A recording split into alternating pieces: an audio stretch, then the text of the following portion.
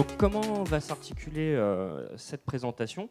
D'abord, on va commencer par une présentation assez succincte sur les deux frameworks, les concepts clés, comment est-ce qu'ils vont s'articuler ensemble.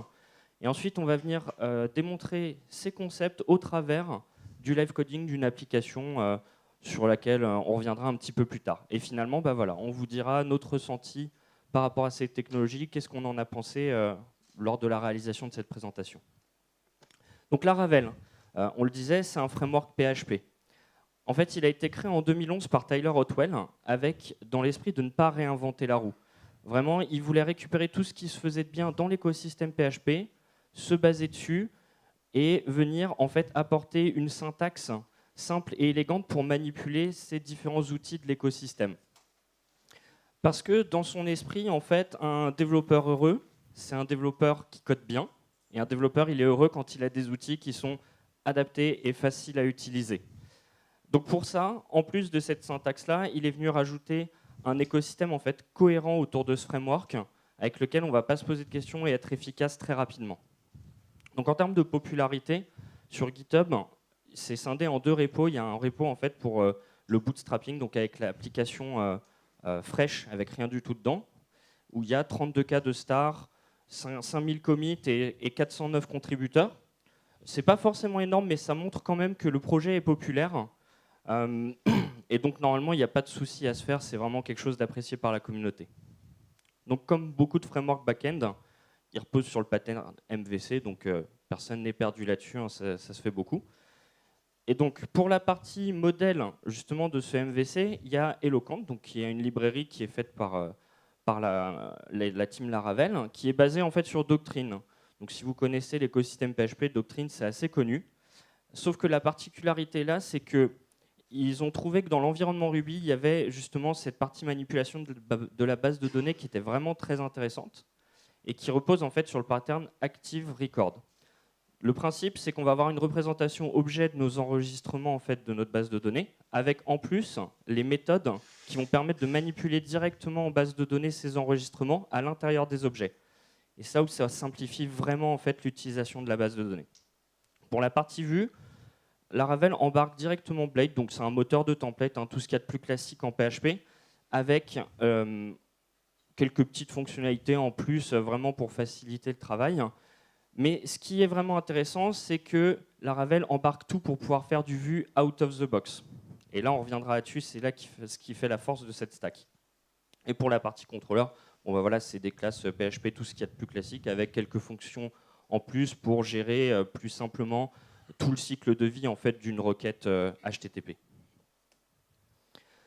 Donc, tout à l'heure, je le disais, ils voulaient vraiment simplifier les choses. Et donc, ils se sont attaqués en premier à toutes les fonctionnalités communes des applications web, à commencer par l'authentification. C'est vrai que c'est un point par lequel on passe obligatoirement quand on fait une application web. Et donc là, si on veut quelque chose de simple, maison, avec nos bases utilisateurs stockées directement dans notre propre base de données, il y a une implémentation basique qui est faite avec toutes les interfaces nécessaires en exécutant une simple ligne de commande. On y reviendra un peu plus tard, c'est vraiment, vraiment efficace. Si on veut aller plus loin et avoir une connexion avec les réseaux sociaux, un peu de config en plus, une petite classe à créer et c'est terminé. C'est pareil, on peut se connecter aux réseaux sociaux et c'est top. Si vraiment votre produit c'est axé autour d'une API publique, là aussi c'est possible. Il y a un produit qui s'appelle Passport qui va vous permettre de gérer des tokens JWT, des droits, le rafraîchissement de ces tokens. Tout ça, c'est pris en main par le framework. Il y a à faire, par contre, un peu de configuration, mais bon, ça, c'est comme partout. Et donc, l'écosystème cohérent dont on parlait tout à l'heure, si j'y reviens, vraiment, il y a beaucoup de produits en fait, qui sont axés sur ces fonctionnalités-là que vous pouvez avoir besoin au quotidien en fait, dans le développement d'applications, comme par exemple faire de la recherche full text, c'est quand même un sujet qui est plutôt à la mode et bien sympa, ou le temps réel, avec justement la communication avec les WebSockets. Ça, c'est pareil, il y a une librairie qui permet de le faire. Si vous avez besoin de monétiser votre produit, il propose déjà une interface vers les services de Stripe et Braintree pour pouvoir très rapidement mettre en place du paiement en ligne sur votre application. Pour faciliter les tâches serveurs aussi, c'est possible. Et les réseaux sociaux, j'en parlais juste avant. Ok, donc maintenant, moi, je vais vous parler donc, de Vue.js. Alors Vue.js, c'est un framework JavaScript qui est apparu il y a assez peu de temps dans l'écosystème. Donc il est orienté composant, comme beaucoup de frameworks JavaScript en ce moment. On reviendra un peu plus tard sur ce que ça veut dire. Vue, il a la particularité d'être assez performant out of the box, c'est-à-dire qu'il n'y a pas vraiment d'optimisation à faire pour booster ses performances ou limiter l'update de vos composants, par exemple. Il permet donc de déclarer vos interfaces graphiques, de les coder de façon déclarative, c'est-à-dire vous indiquez juste à quoi votre interface doit ressembler et les données coulent simplement dedans. Alors, il est réactif, donc réactif dans le sens où il y a un modèle dans votre application Vue, et à chaque fois qu'un élément de ce modèle est mis à jour, l'IHM va être actualisé automatiquement sans que vous ayez rien à faire pour le faire. C'est également un framework qui est assez léger, puisque Vue.js minifié et gzip, c'est 19 kilooctets, donc c'est quelque chose de très très léger. Et une des grosses forces du framework, c'est qu'il est progressif. C'est-à-dire que c'est très facile de l'intégrer par palier dans une application existante qui peut déjà être codée dans une autre technologie JavaScript ou avec du template côté serveur. Et c'est notamment ce que font GitLab, donc qui utilisent beaucoup Vue. Et ils ont en fait toute leur IHM existante est faite à partir de jQuery. Et au fur et à mesure qu'ils recodent des nouvelles interfaces, ils remplacent de plus en plus jQuery par Vue dans leur nouveau développement. Parmi les clients qui utilisent Vue.js, on peut aussi citer Alibaba et Nintendo. Bon, Nintendo, c'est pas pour faire des jeux vidéo, hein, c'est plus pour leur forum ou des choses comme ça. Alors, en termes de popularité, Vue.js, donc c'est 55 000 stars sur GitHub. C'est assez fréquent que ce soit un des trending repositories du mois ou de la semaine sur GitHub. Donc c'est un framework qui est peut-être un petit peu plus jeune que Laravel. Et donc il y a 2000 commits et entre guillemets que 109 contributeurs. Donc je vous disais tout à l'heure que c'était un framework orienté composant. Alors qu'est-ce que ça veut dire et qu'est-ce que c'est un composant? Un composant, c'est une petite brique d'interface graphique qui est autonome et qui peut être réutilisée partout dans votre application, voire dans plusieurs applications. Alors un composant Vue, qu'est-ce que ça comporte, qu'est-ce que ça contient? Donc alors déjà, premièrement, on a un template qui indique quel va être le rendu en termes de markup HTML de votre composant, du style CSS pour que ça soit un peu joli, et également un état interne à votre composant et un comportement qui va être chargé de venir mettre à jour cet état interne. Alors quand je dis comportement, c'est à la fois des méthodes, donc un petit peu comme les méthodes dans les programmations orientées objets classiques, et également des méthodes de cycle de vie, donc qui vont être appelées à différentes étapes clés de la vie de votre composant, c'est-à-dire vous en avez par exemple une qui est appelée quand votre composant est rendu la première fois dans votre page, vous pouvez en appeler une quand votre composant est détruit dans la page, etc. Et la particularité de Vue.js, c'est que tout ça, c'est dans un seul fichier. Donc il y a un pattern qui s'appelle single file component et qui permet, donc, comme illustré à droite, de définir vraiment tous ces éléments dans un seul fichier qui va contenir du coup l'intégralité de votre composant. Alors en termes d'écosystème, il y a quelques trucs intéressants sur Vue.js. Donc il y a notamment Vuex qui permet de centraliser le state management de votre application. Alors c'est un petit peu l'équivalent pour ceux qui font du React ou qui suivent un petit peu l'écosystème de Redux en ce moment. On peut utiliser Redux d'ailleurs avec Vue, mais l'avantage de Vuex, c'est que ça propose beaucoup de facilité pour l'intégration avec Vue.js. Il y a également Vue Router. Bon, alors là, ça permet de faire du routing côté client, très classique quand on fait des single page applications. Et Vuecli, donc qui permet de générer en fait des squelettes d'applications vides, un petit peu encore une fois comme Create React App dans l'écosystème React. À la différence près que Vuecli propose plusieurs options en fait de génération. Vous pouvez générer vraiment un squelette simple de base, un squelette qui est déjà fait pour faire par exemple du server-side rendering, dire que vous voulez utiliser Webpack, que vous préférez utiliser Browserify, etc. Donc il y a quand même quelques options. Et la particularité de tous ces outils, c'est qu'ils sont donc officiellement supportés par Vue. C'est pas comme dans d'autres écosystèmes où on doit choisir entre 10 outils différents qui existent. Là, c'est vraiment ceux-là qui sont officiellement supportés. Alors pourquoi est-ce qu'on a choisi de vous faire une conférence sur Laravel et Vue? Déjà parce que Laravel a fait le choix donc, de partir sur Vue comme framework JavaScript par défaut. Et donc, comme Yvonique le disait tout à l'heure, ça implique que donc, les applications Laravel, de base, elles embarquent tout ce qu'il faut pour utiliser Vue. Donc, dans votre application Laravel, vous mettez à la racine, vous faites un npm install et c'est parti pour lancer votre application Vue. Le deuxième point, c'est qu'il y a beaucoup de points communs entre les philosophies de ces deux frameworks. Donc, d'une part, parce qu'ils sont simples à prendre en main, et d'autre part, parce qu'ils disposent tous les deux d'un écosystème assez riche de librairies qui sont vraiment maintenues par le framework lui-même. Donc, ce qui évite de se prendre la tête comme on peut avoir à le faire dans d'autres technologies, quand vous voulez rajouter une fonctionnalité à votre application, d'avoir à choisir entre les 14 frameworks existants et de vous dire est-ce qu'on part sur le bon, est-ce qu'il ne sera pas mort dans un an, etc. Là, c'est vraiment pas le genre de problème qu'on rencontre de base. Alors, comment faire fonctionner Laravel et Vue ensemble? Alors, il y a deux approches. Donc, la première qu'on va vous présenter et qui est un peu plus progressive, c'est que vous avez une application Laravel qui tourne déjà avec, par exemple, des templates Blade. Et il est possible d'intégrer de manière simple et progressive Vue dans votre application pour que ça vienne petit à petit remplacer, pas complètement Blade, mais les parties de Blade qui vous intéressent. Et il y a une deuxième approche qu'on vous conseillerait peut-être si vous partez sur des vraiment grosses applications, c'est d'avoir d'un côté Vue.js qui tourne en single page application et en standalone, et d'un autre côté Laravel qui expose juste des endpoint REST, et la communication entre les deux se fait par des appels AJAX classiques. L'avantage, c'est que du coup, vous avez un découplage très fort entre votre front-end et votre back-end, et si jamais vous voulez changer Laravel ou Vue et les remplacer par d'autres technos, ça facilite ça. Et enfin, dernière chose, donc il y a un bootstrapping du JavaScript qui est facilité par Laravel. Donc comme je le disais, il y a déjà tout ce qu'il faut de base pour que Vue marche. Donc il y a notamment Laravel Mix, donc qui fournit une API qui a déjà défini toutes les tâches Webpack qui vont bien. La configuration Webpack est bien faite, donc vous pouvez directement faire de l'ES6 avec un Babel qui va bien. Et il y a également par défaut donc un vendor extraction, donc qui vous sépare en deux bundles JavaScript, le code JavaScript qui vient des librairies extérieures et le code JavaScript que vous avez fait. L'idée derrière ça, c'est que évidemment le code JavaScript que vous faites dans votre application va changer tout le temps, alors que le code JavaScript des librairies que vous importez beaucoup moins, et il pourra facilement être caché pendant plus longtemps par votre navigateur. Donc maintenant, ce qu'on va faire, c'est qu'on va vous illustrer tous ces concepts au travers du live coding d'une petite application qui permet de visualiser des GIFs, faire des recherches et les mettre en favori.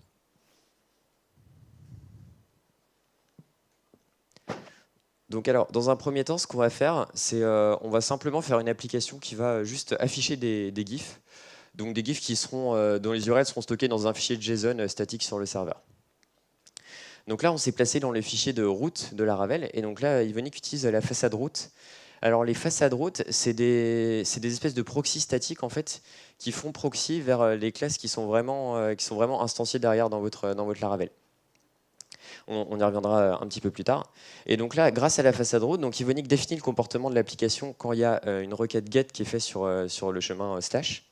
Donc le comportement est défini grâce à une fonction anonyme. Et alors, petite particularité de PHP, vous avez le mot-clé use en fait, qui indique quelle variable extérieure va être utilisée dans votre closure. Donc du coup, ça permet de vraiment savoir ce que la closure, avec quoi la closure va interagir à l'extérieur et d'éviter que ça modifie la terre entière dans votre dos. Et donc là, ce qu'on fait, c'est qu'on retourne donc une vue qui s'appelle index. Donc on verra juste après à quoi ça correspond. Et on lui donne en paramètre GIF, donc qui est la variable qu'on a passée dans la closure et qui correspond en fait au contenu du fichier JSON statique. Donc ça, c'était pour la partie serveur. Donc maintenant, on va s'occuper du front-end. Donc dans un premier temps, on va partir sur des templates Blade. Donc juste pour vous montrer un petit peu à quoi ça ressemble. Donc là, on est dans un fichier Blade. Alors, comme on peut le voir, les commandes Blade commencent toutes par arrobase. Donc là, ce qu'Ivonik va faire, c'est qu'il va parcourir le tableau de GIF qui a été renvoyé par le backend, donc avec une boucle for each. Et pour chacun de ces GIFs, on va simplement rendre une image. Et la source de l'image, ça sera l'URL du GIF.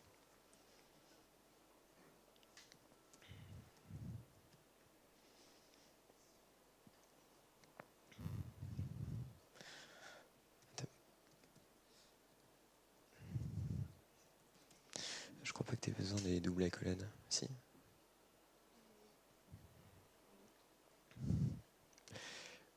Ok, donc là on va voir ce que ça donne.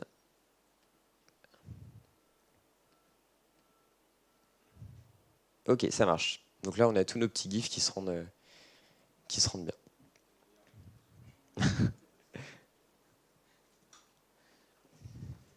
Ok, maintenant, ce qui va nous intéresser, donc on a fait en fait un template avec Blade, mais c'est pas forcément folichon, et puis ce sera pas forcément très réactif puisque tout ça, en fait, c'est géré côté serveur. Donc là, ce qui va nous intéresser, c'est de remplacer en fait ce template Blade par une application Vue. Donc là, ce que fait d'abord Benjamin, c'est de créer un composant application. Donc c'est un single file component. Hein, on le voit en fait avec l'extension Vue. Donc à la fin du fichier. Donc comme on le disait tout à l'heure, il comprend un template et il comprend un tag JavaScript script dans lequel on va pouvoir définir le comportement de notre composant. Donc là, on voit qu'il prend en entrée des propriétés Et donc dans ces propriétés-là, qu'est-ce qu'on attend? On s'attend à avoir un tableau de GIF qui sera initialisé à vide le cas où il n'est pas fourni au composant. Donc maintenant, ce que fait Benjamin, c'est voilà, un tag HTML image classique, sauf qu'on va venir utiliser en fait le templating vue sur ce tag. Donc là, par exemple, on avait fort, pour ceux qui connaissent AngularJS ou Angular, voilà, c'est des syntaxes qui sont assez similaires. Donc on va venir boucler sur les GIFs et on va venir binder sur l'attribut source de notre tag image la propriété URL de notre GIF. Donc maintenant, on a notre composant qui est fait. Comment est-ce qu'on vient dire à notre DOM en fait, qu'on utilise du Vue? Tout simplement, déjà, on va importer notre composant.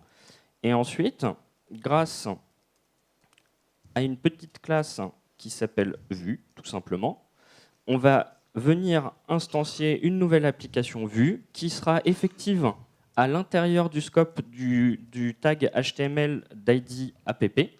Et on va lui dire, à l'intérieur de ce scope-là, tu peux utiliser le composant application. Et donc après, comment est-ce qu'on utilise ce composant application? Tout simplement, c'est un tag HTML. Alors en minuscule, hein, le nom du composant prend une majuscule. Par contre, en HTML, c'est que du minuscule. Et donc là, ce qu'on lui dit à ce composant-là, c'est en entrée, tu prends des GIFs. Petite particularité, c'est que vu que ça va être interprété côté serveur, ce qu'on a en fait dans GIF, c'est un objet de type PHP en fait. Donc il va falloir l'encoder pour que ce soit du JSON et que du coup Vue puisse bien comprendre ce qui lui est passé en entrée. Et donc là, si tout se passe bien, on n'a aucune différence. Et donc là, c'est bien de Vue qui est rendu cette fois-ci à la place du Blade. Donc, ce qu'on va faire, c'est qu'on va pousser un petit peu plus loin ce refactoring en venant introduire du MVC du côté back-end. Ouais, parce que jusqu'à présent, on a une application back-end qui sert juste à servir le contenu d'un JSON statique. Bon, c'est pas foufou. Donc on va essayer de rajouter un peu plus de fonctionnalités là-dedans, donc en allant chercher des GIFs directement sur Internet. Alors dans un premier temps, ce qu'on va faire, c'est qu'on va donc générer un contrôleur pour essayer de coller un peu plus au modèle MVC.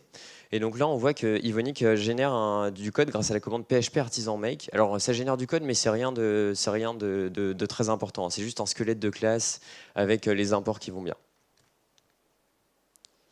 Comme on va le voir tout de suite. Donc là, le contrôleur qu'on vient de générer, c'est en fait le contrôleur qui va s'occuper de prendre en compte les requêtes du front-end qui vont être faites sur notre back-end. Donc, dans un premier temps, ce qu'on va faire, c'est qu'on va importer en fait Giphy interface. Alors, c'est une interface, on reviendra à pourquoi dans l'étape d'après. Une interface qui est injectée dans notre contrôleur avec de l'injection par constructeur. Et en fait, l'implémentation de cette interface contient le code qui fait les appels REST à l'API Giphy. Bon, on ne vous le montre pas ici parce que ce n'est pas forcément la partie la plus intéressante.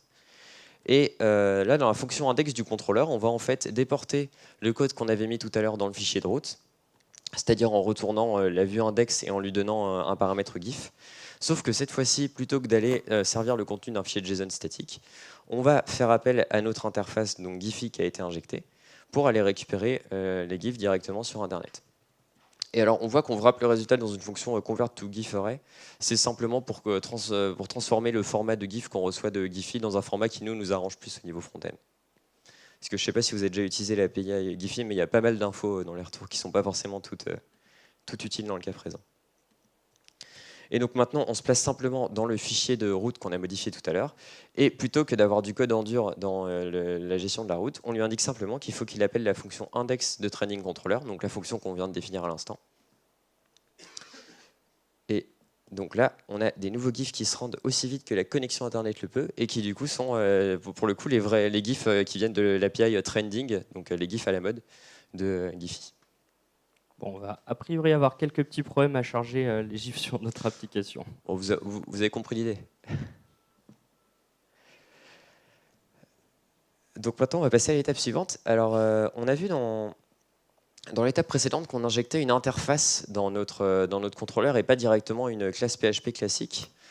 Et en fait, c'est parce que Laravel permet, un peu à la façon d'autres frameworks, que je pense par exemple à Spring, d'injecter des interfaces et d'avoir des implémentations qui changent derrière cette interface en fonction de la situation dans laquelle on se trouve. Et donc là, nous, ce qu'on va faire, c'est qu'on va simplement utiliser une classe différente en fonction de si on a Internet ou pas. Donc, pour ça, on a un GIF repository qui est en fait la classe qui fait vraiment les requêtes sur Giphy, avec une méthode ping qui est chargé de nous dire si oui ou non on a Internet. Bon, la méthode ping, la façon dont c'est codé, c'est critiquable, mais c'est juste qu'on fait un appel à Giphy, et si ça n'a pas répondu au bout de n secondes, on considère qu'on n'a pas Internet. Et donc, dans le cas où on a Internet, on va indiquer à notre application avec la fonction singleton, que l'implémentation de Giphy interface qu'on veut utiliser, eh bien, c'est ce Giphy repository. Et donc pour faire toute cette logique-là, on s'est placé dans un service provider. Et les services providers, c'est vraiment l'endroit qui est dédié à ça de Laravel, c'est-à-dire de dire quelle implémentation vous allez utiliser pour quelle interface.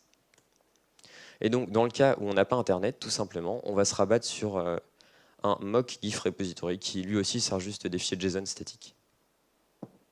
Donc là, on ne va pas forcément vous remontrer. En fait, ça fait exactement la même chose. On utilisait déjà ce système sur les étapes précédentes, sauf qu'on trouvait que c'était intéressant vraiment de vous montrer que cette injection de dépendance, en fait, elle est manipulable. On peut en faire ce qu'on veut. Donc là où ça devient intéressant, c'est que par exemple, on va être en mesure de moquer pour faire du test grâce à cette injection de dépendance. C'est ce qui fait vraiment la force en fait de ces frameworks qui utilisent ce pattern. Donc maintenant, ce qu'on va faire, c'est qu'on avait une petite barre de recherche en fait en haut de notre application qui, pour le moment, sert strictement à rien. Voilà. Et donc, on va venir coder dans la partie vue justement l'interactivité avec notre interface au travers d'un composant qu'on a appelé searchBar. Donc là, ce qui est intéressant, c'est qu'on va utiliser la propriété data. En fait, la propriété data, elle va représenter l'état interne de notre composant. Et si on change la valeur d'une propriété qui est retournée par cette fonction data, ça va venir recharger notre composant pour tenir compte des modifications de l'état interne. Donc là, on voit qu'on déclare une propriété search donc, qui est à vide. Et ce que maintenant Benjamin va faire, là, ceux qui font de l'AngularJS ne sont pas perdus. On a un attribut vModel qui va nous permettre de binder l'attribut search de notre état interne sur cet input. Donc à chaque fois que l'utilisateur va interagir avec l'input, ça va venir mettre à jour notre composant. Et donc la valeur dans l'état interne de ce composant. Et ensuite, là, ce qu'on fait, c'est qu'on a un attribut watch sur notre composant qui va nous permettre de venir écouter des changements dans l'état interne et du coup de réagir sur ces changements-là. Donc là, on voit qu'à chaque fois que search va être modifié, on va utiliser $emit, donc qui est une fonction sur notre composant qui va permettre en fait de communiquer avec les composants parents. Donc là, par exemple, ce qui va se passer, c'est qu'on va communiquer avec le parent pour lui dire hey, j'ai une nouvelle valeur pour cet attribut recherche. Est-ce que tu peux faire un appel AJAX vers le back-end pour mettre à jour les GIFs? Alors, la mécanique, là, elle est un peu compliquée. On aurait pu se contenter d'un onChange sur notre input et envoyer directement aux parents. Mais c'était vraiment pour vous montrer voilà, cette gestion de l'état interne et comment fonctionne du binding simple avec vModel. Et donc là, si tout va bien, et qu'on effectue une petite recherche pour afficher les chats les plus mignons du web, eh ben, ça marche. Fantastique.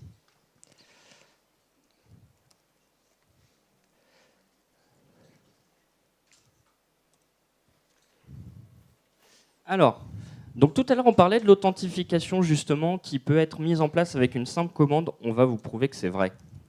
Donc là, on a make 2.out, donc toujours sur Artisan, hein, toutes les fonctionnalités en CLI de Laravel sont présentes avec PHP Artisan. Et donc là, si Benjamin il exécute, bon, ça va nous demander si on veut écraser le layout de notre application. On va dire non, parce qu'on a effectué quelques modifications. Généralement, cette commande, on l'exécute au bootstrapping de l'application. Comme ça, dès le départ, on a l'authentification. Et donc là, qu'est-ce qu'il nous a fait? Il nous a créé un dossier en fait hôte dans nos vues, avec à l'intérieur un fichier pour le login, pour le register, pour le cas où notre utilisateur a perdu son mot de passe. Vraiment, on a un système d'authentification de base qui est assez complet. Donc là, ce qu'on va faire tout simplement, c'est qu'on va décommenter la partie authent qu'on avait en fait dans notre layout. Donc voilà, normalement, c'est déjà présent. En fait, il vient modifier le layout en ajoutant ce code-là. Et donc là, on est déjà connecté. On est déjà connecté. Donc ce qu'on va voir en fait, c'est qu'on va avoir, voilà, on a deux boutons en fait qui ont été rajoutés à la racine de notre projet. Alors bien sûr, il faudrait faire la traduction. Nous, on n'a pas fait de modification, on a laissé ce que génère la commande. Et donc par exemple, login, on voit qu'on a un petit formulaire Bootstrap. Alors oui, on l'a pas dit au début, hein, mais de base, Laravel, il embarque Bootstrap, mais c'est très très facile à enlever parce que c'est fait avec du Sass. Donc il suffit d'enlever une ligne d'import et c'est bon, on a plus Bootstrap dans notre application. Et donc là, voilà, on voit que Benjamin, il a pu se connecter. Donc là, ce qui va être intéressant maintenant, c'est que on est logué, donc on va pouvoir faire des fonctionnalités spécifiques aux utilisateurs. Donc par exemple, là, ce qu'on voudrait, c'est pouvoir passer en favori des GIFs. Parce que c'est vrai que finalement, une application, on peut juste se connecter, c'est pas forcément hyper intéressant.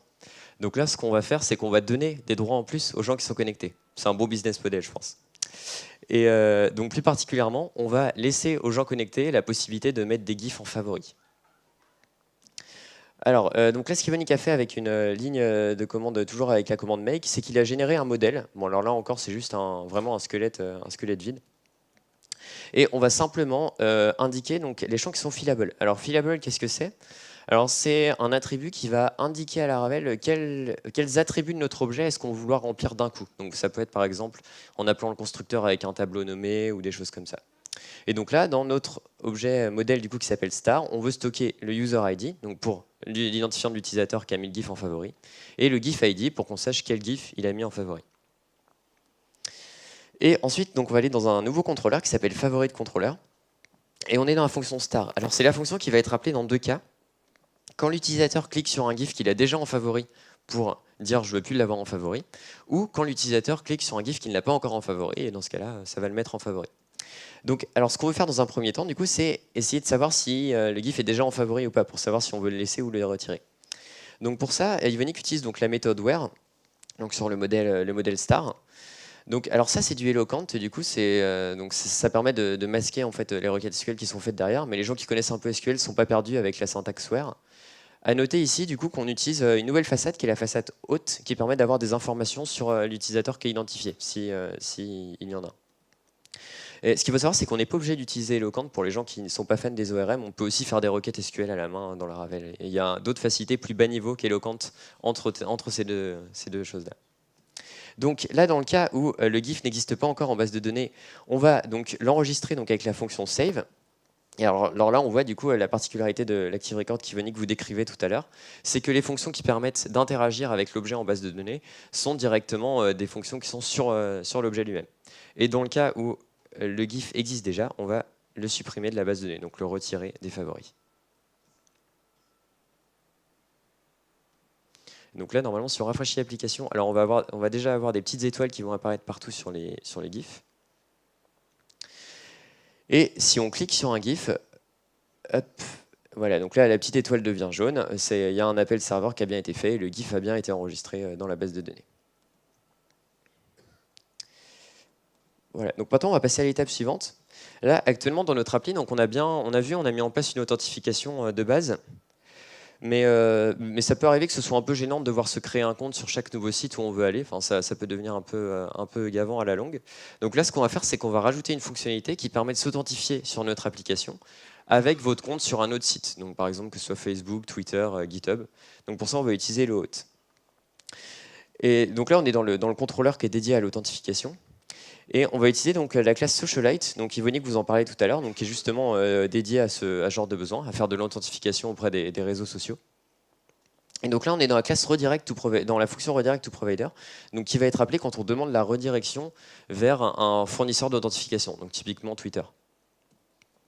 Donc là, on a la fonction redirect qui va simplement nous renvoyer vers l'URL d'authentification de ce partenaire. Comment il connaît l'URL d'authentification? C'est qu'on l'a mis dans des fichiers de config. C'est 3 lignes de config à rajouter vraiment pour chaque partenaire. Donc on vous la montre là parce que on vous la montre pas là parce que c'est pas hyper intéressant. Et donc là, on est dans la fonction handle provider callback.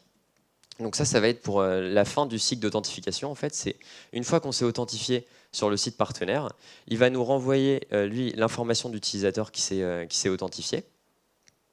Et donc après, ça va être à nous de voir si l'utilisateur existe ou pas dans nos bases de données à nous. S'il n'existe pas, on va le créer.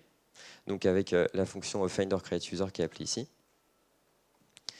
Et dernière chose, c'est qu'on va du coup, on va connecter l'utilisateur. Alors pour ça, on va encore une fois utiliser la façade haute, donc qui expose aussi une méthode qui nous permet de login un utilisateur. Et donc là, on va lui indiquer l'utilisateur qu'on veut authentifier. Et on va également lui indiquer avec un deuxième paramètre qu'on veut se souvenir de cet utilisateur. Et enfin, la dernière étape qu'on va faire dans cette fonction, c'est qu'on va donc rediriger vers une URL de notre application à nous, pour qu'il sache vers où aller une fois que la personne est authentifiée. Donc là, c'est redirect to qui est défini en haut de la classe, et c'est juste la racine de notre application. Voilà, normalement, si on rafraîchit, donc on va se déconnecter du coup du compte un peu bidon qu'on a fait. Et Evonik va se connecter en live avec Twitter. Ah, il manque un petit élément dans le layout du coup. C'est qu'en fait, évidemment, dans le layout, il faut rajouter un bouton pour que l'utilisateur puisse cliquer. Sinon, c'est moins pratique pour aller sur la fonctionnalité. Et également des routes dans le fichier de route, donc qui vont correspondre à ce qu'on va appeler du côté serveur pour mettre en place toutes ces mécaniques. Et donc là, on va juste faire un seul cas, on va juste gérer le cas vers Twitter, mais vraiment pour gérer, par exemple, GitHub ou Facebook, à chaque fois, c'est 3 lignes de config à rajouter et juste un bouton à rajouter dans l'IHM. C'est vraiment pas grand-chose. Et donc là, voilà, donc on a un petit bouton Twitter, vous pouvez admirer le magnifique style CSS de l'application, et qui, quand on clique dessus, ça charge et ça va à terme nous rediriger vers Twitter, voilà. Ah, donc qui ne se souvient plus d'Evonik. Donc si vous voulez gratter son mot de passe, c'est le moment, à compter bien le nombre de caractères. Voilà, donc là, l'authentification a marché, et du coup, on va être redirigé vers notre application, voilà, donc avec la petite emote d'Evonik sur Twitter que connaissent ceux qui le suivent.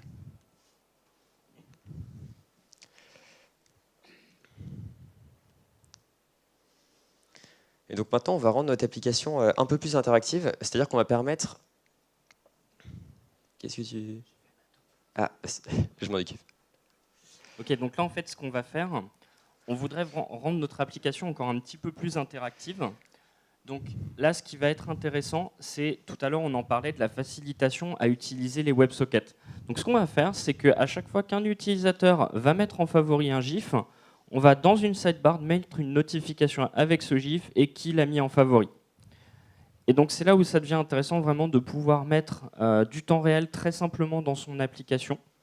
Alors, ça ne se fait pas par magie, hein. On a un serveur Redis qui va permettre la communication entre Laravel et notre front-end.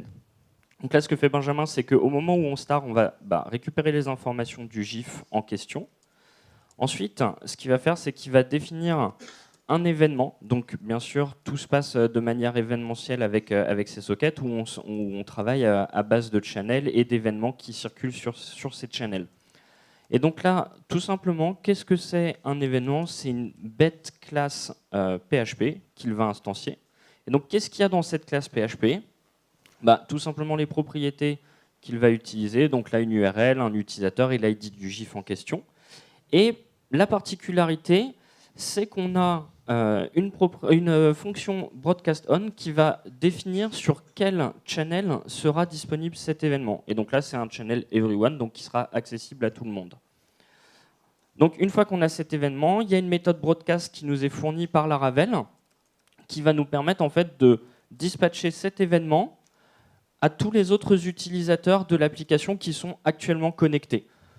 Donc voilà, tout bêtement, très peu de lignes de code et c'est fait. Alors bien sûr, c'est fait uniquement côté back-end. Maintenant, il faut qu'on s'intéresse à la partie front, donc dans Vue. Comment ça se passe? Tout d'abord, on est venu en fait dans l'entrée de notre application instancier un nouvel objet Echo. Donc là, Echo, ça appartient à l'écosystème Laravel. Et on va venir lui définir le type de broadcaster. Donc là, c'est Socket.io. On a un petit serveur Socket.io qui vient interagir avec le Redis.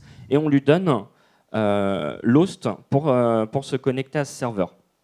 Et donc là, à partir de ça, on va pouvoir justement se connecter sur les différents channels et venir écouter les événements. Donc Benjamin, tout à l'heure, parlait en fait des fonctions de cycle de vie dans Vue. Et là, on va utiliser Mounted, donc qui intervient au moment où notre composant a fini d'être intégré à l'intérieur du DOM. Et donc là, qu'est-ce qu'on fait? C'est qu'on vient s'inscrire sur le channel Everyone qui est utilisé par nos événements. On écoute les événements de type Star Event. Et là, avec un callback où on a en entrée les GIFs, on va venir pousser dans un tableau de notification en fait, le GIF qui vient d'être mis en favori. Et donc là, après, c'est la mécanique interne de Vue qui fonctionne. On en parlait tout à l'heure, l'état interne. Si on modifie une propriété de cet état interne, le composant va venir se re-rendre. Et donc, si tout se passe bien dans notre front-end, alors on va devoir tricher un peu, une navigation privée pour pouvoir vraiment simuler 2 utilisateurs. Et donc là, ce qui se passe, on voit bien qu'on a une petite sidebar de notification qui est apparue. Okay. Et donc là, maintenant, si Benjamin y met en favori un GIF d'un côté, normalement, on a une notification qui apparaît de l'autre. Oui. Sauf que le GIF met le GIF va apparaître dans quelques instants. Ne quittez pas et nous allons prendre votre appel. Bon, on va peut-être pas attendre. Oui, mais voilà, on a vu qu'on avait une notification. C'est le problème des GIFs, hein. Forcément, c'est assez lourd. C'est sûr. OK. Donc voilà pour cette partie live coding. Et donc, par rapport à ces 2 technologies et à ce framework, nous, qu'est-ce qui nous a plu ? Tout d'abord, on a pu monter très rapidement en compétences l'un et l'autre sur les différents frameworks. C'est-à-dire que moi, je connaissais plus Laravel, Benjamin plus Vue. Ça a été très rapide en fait pour avoir des résultats et pouvoir monter très rapidement une application. Et c'est là où on pense sincèrement que cette stack, elle est vraiment très bien pour du MVP. C'est-à-dire quand une startup a besoin de construire un produit très rapidement, d'avoir du résultat, de produire de la valeur, c'est intéressant parce qu'on a une courbe d'apprentissage qui est assez élevée. On est sur des assez rapide. On est sur des technologies qui sont bien acceptées de la communauté. Et là où c'est intéressant, c'est qu'on peut partir sur des choses pas forcément très propres, mais où on va pouvoir montrer très rapidement quelque chose. Et on l'a vu, pour refactorer, tout est mis en place en fait pour industrialiser cette application et la rendre plus maintenable et plus robuste à l'avenir. De plus, ils s'intègrent très bien ensemble. On a vu, il y a toute la configuration Webpack qui est déjà faite pour travailler avec Vue. C'est vraiment la force. C'est-à-dire qu'au début, quand on lance un projet, souvent, on va passer beaucoup de temps justement sur le bootstrapping, choisir nos technos, monter toute l'industrialisation, les différentes tâches de build. Là, tout ça, c'est fait en fait. Une fois qu'on a le fresh start Laravel, c'est parti, on se lance sur l'application et on produit de la valeur dès le départ. Donc c'est vraiment ça qui nous a plu. Donc on vous a mis quelques pointeurs. Je ne sais pas si vous connaissez les repos Awesome. Alors ça existe vraiment pour tous les frameworks, tous les langages. C'est des repos en fait qui font de la curation sur des articles, des tutos, des vidéos. Et en fait, vous allez pouvoir retrouver plein d'informations pour vous lancer très rapidement sur une technologie avec des articles de qualité qui ont déjà été en fait validés par la communauté plutôt que de perdre votre temps sur Google. Et un autre lien, c'est Laracast. Alors initialement, c'est un site pour la communauté Laravel avec voilà, des tutos, des vidéos pareilles. Mais depuis que Laravel a introduit Vue en fait, dans son Fresh Start, il y a beaucoup de posts, d'articles qui intéressent aussi la communauté Vue, puisque nativement, les développeurs Laravel s'orientent vers ce framework pour la partie front-end. Ouais, c'est un petit peu relou d'ailleurs quand vous cherchez de l'aide sur Vue, une fois sur 3, vous tombez sur Laracast, parce qu'il y a vraiment beaucoup de contenu dessus. Mais du contenu de qualité. Oui, tout à fait. Eh ben, merci, on espère que ça vous a plu et que ça vous a donné envie de vous lancer avec cette stack. Et puis bonne fin de festival à tous. Merci. Merci.